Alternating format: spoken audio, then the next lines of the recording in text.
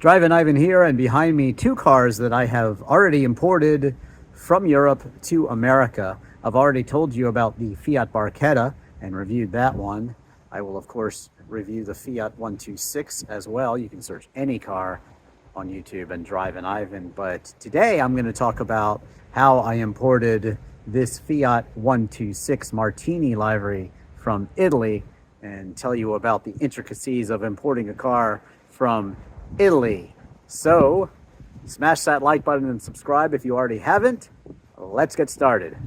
So you want to import a car from Italy, do you? Well, that's exactly what I did with this Fiat 126. I found it. I mean, just look at it. I fell in love with it, had to have it, and I bought it not really knowing how to get it out of Italy, because I had found out that buying a car in Italy is very difficult because, number one, of course, everybody speaks Italian. So if you don't have a translator, or you're not buying a car from someone who speaks in English, this gentleman here spoke no English whatsoever. He happened to be the head of the Fiat 500 club near Pisa, and he even had a pink Fiat 500 that was very cool, and his daily driver was also a new Fiat 500. So he was a unique guy, and he built a unique car here, and I definitely wanted to have it. Anyway, figuring that this car was close to Livorno, a port where you could definitely put it on a ship and get it to America, I thought it would be a little easier than it actually was. Turns out that Italy is peculiar in the way you transfer a title, but also in the companies that do this sort of thing. I was able to find an Italian company that would do it, but you know, certain companies charge more, certain ports charge more, I think. So all over Europe there are ports, so you got to figure out what's the best deal. And of course, if you don't want to go out of the port closest to where you buy the car, then you have to transport it there. And in Europe, it's a little more expensive than transferring a car here in America. So, you know, gas is 4 times as expensive. So you have to take that into consideration. But there are many companies that do it.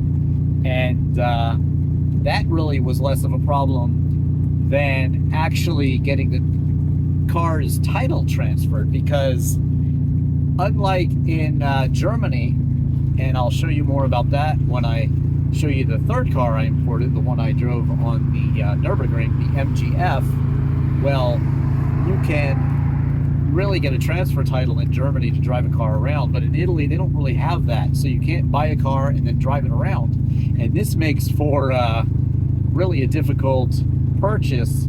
So what I had to do was go to the ACI, which is basically their DMV, and this one happened to look like a museum. I mean, it was the most beautiful building you've ever seen. That was like 1,500 years old.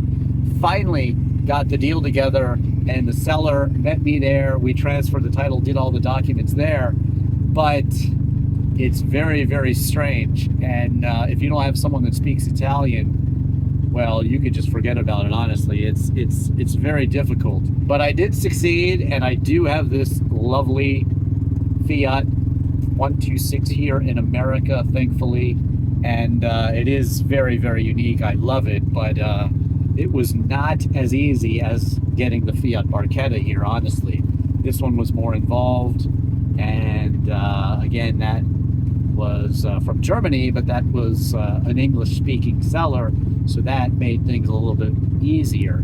Also, with the MGF that I'll tell you about soon, well, that was also a non-really English speaker, and I had many, many crazy things to happen with that one. So keep watching this channel, and you'll see how to import that MGF. And actually, I'm going to tell you how to license a car and drive it all around Europe as well.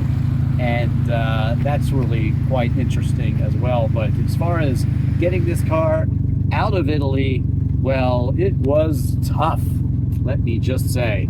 And it helps to be able to speak to someone who speaks English, and unfortunately that wasn't the case here. But he is a very friendly guy, and I've been able to ask him some technical questions and follow up with him, which is great when you're buying a car that you don't know much history on. It was kind of funny. I literally only drove this Fiat 126 for maybe about 2,000 feet tops because it had one flat tire, and honestly, when I got it here, it wasn't really running well.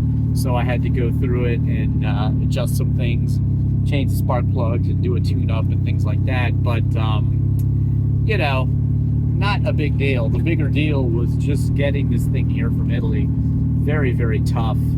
And so, yes, you can do it.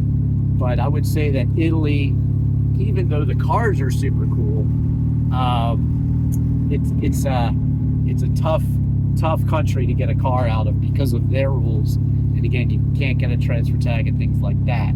That being said, there are some extremely desirable cars in Italy that you might want to get anyway. So don't let it dissuade you. Just pick a good company that basically handles the whole process, and you know, you can shop around and find many companies that ship vehicles from Europe, and they'll transport the car for you as well. They'll handle all the logistics and the importing and that sort of thing, and then you just go to your port when they tell you to go, and you pick it up.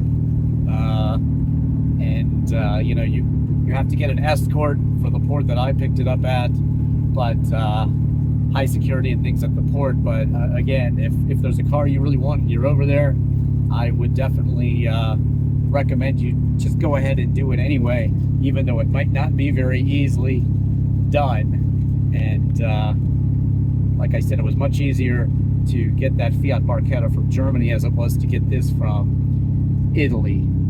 So there you have it. Check out my import video, how to import a car from Europe, on the Fiat Barchetta, and the upcoming one that I'll do on the MGF will also talk about titling a car and driving it all around Europe as well. So there you go. That's the story on how to import a car from Europe, and in this case specifically Italy, with this Fiat 126 Martini livery that was owned by the head of the Fiat 500 Club in the Pisa region of Italy. Very cool to travel around there in Tuscany and see it, and do watch all of my rare cars from Europe that I've just posted. Also watch my Auto World in Brussels, Belgium museum tour, as well as Porsche, Ferrari, Mercedes, Pagani, and Lamborghini.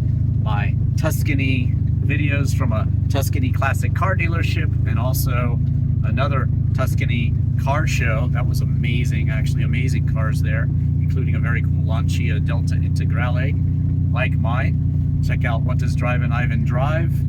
And my Free Your Mind music video has a lot of my musical instrument collection, and also a lot of my car collection as well. So check those videos out elsewhere on YouTube.